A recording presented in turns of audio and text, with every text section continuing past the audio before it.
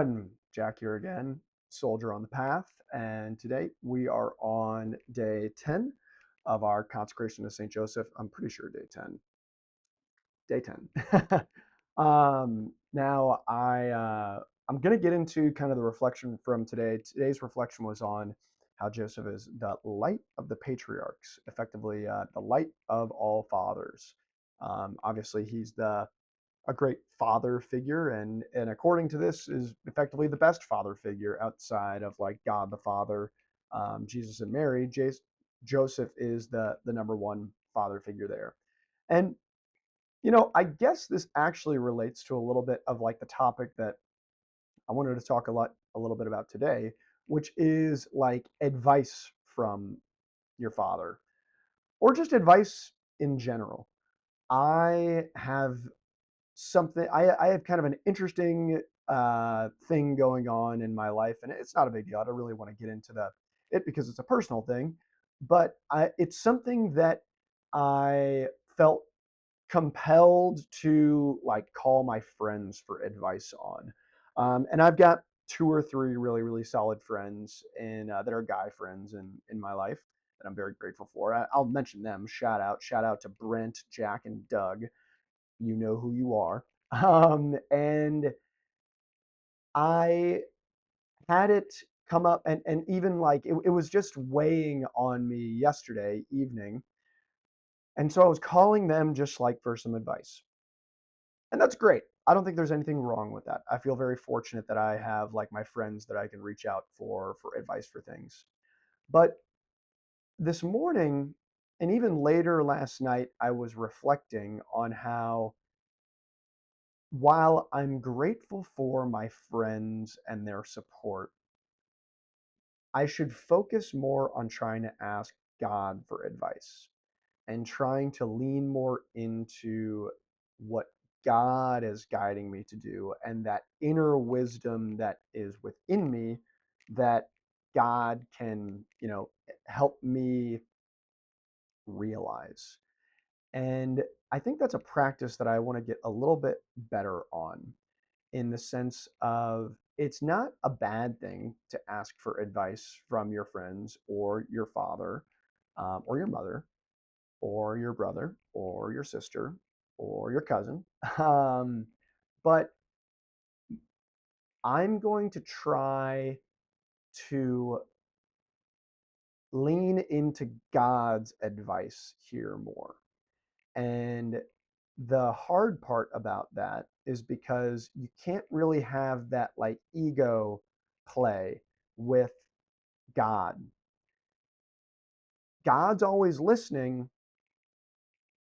It's hard for me, speaking for myself, to hear what he says back oftentimes and to really understand what he's trying to tell us.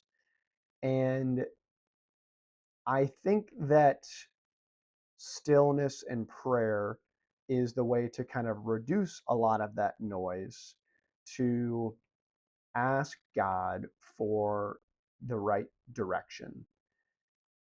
And there's kind of, I suppose, like it helps sometimes to like talk to your friends through things if you're going through things, but in a way it kind of doesn't at the same time. Like it almost is kind of like you're like speaking in circles a little bit too. And I think there's a little bit of an aspect as well of like, if people aren't on the same page, frequency, kind of like spiritual level that you're on or trying to get to, the advice they might give back to you might not be like rooted in like a strong foundation, or like a faith foundation per se there too.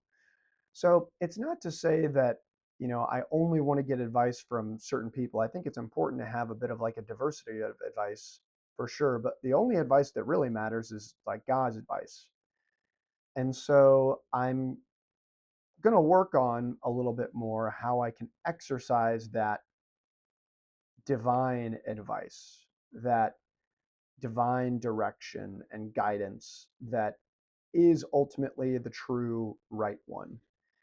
And it's up to me to remove that kind of like human layer in order to tap into that spiritual layer for advice there. It's hard, certainly hard. But I even found this morning, I took like a short walk after I woke up, just kind of around the block. There's a park near my place.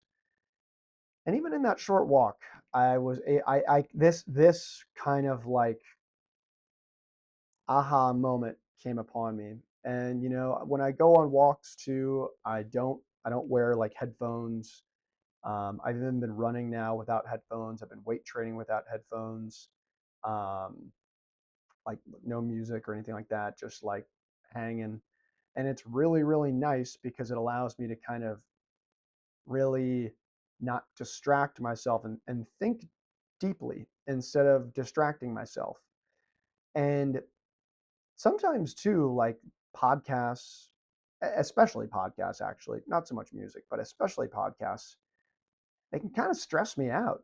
They can kind of get me anxious because I'm getting all this information in from all these different areas. And I think that that's also sort of, I think a lot of people can relate to that. We're getting all of these competing little bits and bytes of information all over the place. And we're all looking for advice in some way, shape, or form. But the advice that we really need is God's advice. But that's hard to get. And it's hard to hear. And it takes practice to not only try to seek it out, but then to be quiet enough to hear it, and then another layer to trust it. So that's been that's been like on my mind lately, and in the sense of like the cool part about that. This is the cool part though. This is in the sense of really taking away that like neediness of everything besides God. So, like an example to this, for just kind of me speaking for myself here. Yesterday, I had this, thing that I wanted to talk about, and I felt a real need, like a neediness to like call a friend. Like I need to talk to Jack. I need to talk to Brent. I need to talk to Doug on this particular topic. And that's fine. They're great. They're supportive friends, and I would support them too when they need help from me. But why was I not thinking I need to talk to God on this? I need to pray about this. I need to reflect and consider like what Jesus would do in this scenario. So I kind of caught myself there. It's like, this is actually really cool in the sense of I it's not that I don't need my friends, but like I can get by without them if I really, really lean on God with this. And I suppose that kind of like layers into even like why I needed just kind of like their help in the first place, because it was like relationship based. It was a people based issue that I was struggling with, um, coming from like effectively kind of like a anxious, like you could probably qualify it as like a needy place there as well. Um, and after I was reflecting on it more by myself and listening to my inner self, which is, God speaking and working through me, was I able to really land on a good path forward, and in an area of like, it still feels shaky a little bit inside, but it feels less shaky. And it feels even less shaky than when I talk to my friends about it. So, like, let's just, for the sake of kind of example, let's say I was at like a 10 out of 10 anxiety on this. I wasn't, but we'll just use this for the sake of this example. I was 10 out of 10 anxious on this particular topic. Speaking to my friends brought me down to about a 9 out of 10 anxious. Like it was it was less. It helped, but it didn't really turn down the volume too much on it. After taking a little bit more time to pray and to reflect and to kind of create some space and some quietness, it brought that 9 down to like a 6, maybe even a 5, maybe even a 4. Like what I'm getting at is it's a much more drastic reduction of anxiousness of just like what is the truth when you pray on it and when you ask for God for help there, as opposed to asking for kind of friends and family for that. Because everybody has their own kind of like unique baggage and projection that they're also kind of putting onto that, which is completely not related to your unique scenario. The only person that like really understands exactly what's going on is God. So what better person to ask for that help for things than God? So yeah, really cool. I even going through my St. Joseph consecration today, that particular topic was like really, you know, firing in my mind. I wrote it down, and I was really actually anxious just and excited to make this little video reflection on that, even as I was going through the consecration today. So, but effectively, the consecration today's topic was all about how Saint Joseph is the light to the patriarchs. So, like the light of fathers, like the father of fathers. I'll take a quick sip of coffee. And this kind of goes a little bit more like biblical in the sense of Saint Joseph was like God created light, light casts out the darkness. There's a line in this where Saint Joseph is the terror of demons, and the devil, Satan, names Lucifer, which I learned in this means light bearer. But when he disobeyed God and kind of quit being buds with God, he he went into the darkness, and he stayed in the darkness, and he's still in the darkness now. And the darkness is still all around us. But Saint Joseph is the light to the patriarchs. So when you consecrate yourself to Saint Joseph, and when you invoke Saint Joseph is light. He's another source of divine light that can cast out the devil and cast out demons and things like that. And Saint Joseph is just again like he is the light of the fathers in that front. So I'll see if there's any other little lines in there that I think might be kind of helpful on that front. Um, yeah, this is just all of St. Joseph being light. The other kind of cool thing that was brought up in this was how um, St. Joseph was the protector of the bread, the holy bread, the Holy Eucharist, Jesus. As Catholics, we believe during Mass we have the consecration, the transubstantiation, I believe is the right term for it, of Jesus becoming, the holy bread and the holy blood from the wine in Mass. And there was kind of a cool, like Old Testament, New Testament reflection here. In the Old Testament, there's Joseph from like the Joseph and the famous Technicolor Dreamcoat story, and Joseph was sold into slavery by his brothers. Through that, he ended up becoming an adopted son of the Pharaoh of Egypt. Kind of crazy, wild story. And he became super, super successful there. And one of Joseph in the Old Testament's greatest successes in that I learned about more today was he stored a lot of grain. He did a great job of having a surplus of grain and storing a lot of it, so much that they just stopped keeping track because he had so much grain. And then there was a giant famine in Egypt, or a giant famine just like in the whole region. And Joseph was in charge of all this surplus grain. And then there's a whole another Barrel of Monkeys story of how, the brothers have sold him to slavery. They show up and he shows them mercy and blah, blah, blah, which is all awesome. But more so, the kind of cool part of this was how Joseph in the Old Testament was like the guardian of the bread, for lack of a better term, like the real bread, the grain that people needed. And he was the one in charge of taking care of that bread and dishing that bread out. Now, in the New Testament, we've got Joseph, St. Joseph, Jesus' dad. And in a way, he is also the guardian of the bread because Jesus becomes the bread and the blood. And so Joseph is the father of the family. He is the guardian on earth of Jesus. He is the one that makes sure that Jesus is stored, just like Joseph in the Old Testament stored all that grain. And when there's a famine, he is in charge of making sure Jesus is alive in order to do his ministry and to feed everybody spiritually. So that was just kind of a really cool uh, you know backtrack to right now of Joseph in the Old Testament to Joseph in the New Testament, and how those two stories are kind of related. Um, so kind of a fun reflection today. I thoroughly enjoyed kind of this little like spiritual download that I got on this particular topic. It's funny, I cut my hair even shorter this morning too.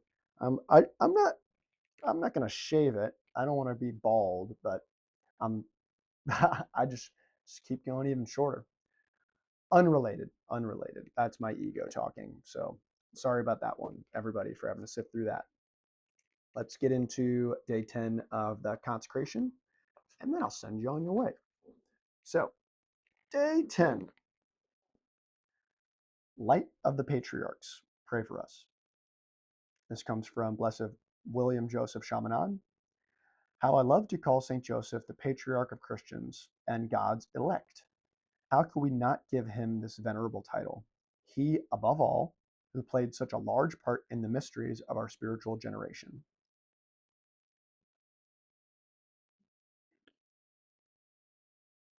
The word patriarch means father. What all the patriarchs of the Old Testament foreshadowed, and all Christian fathers are called to reflect, is the paternal light of God shining through the fatherhood of St. Joseph. After Christ, St. Joseph is the greatest of all patriarchs. He's the greatest of all fathers. This also comes from Blessed Joseph William Chaminade.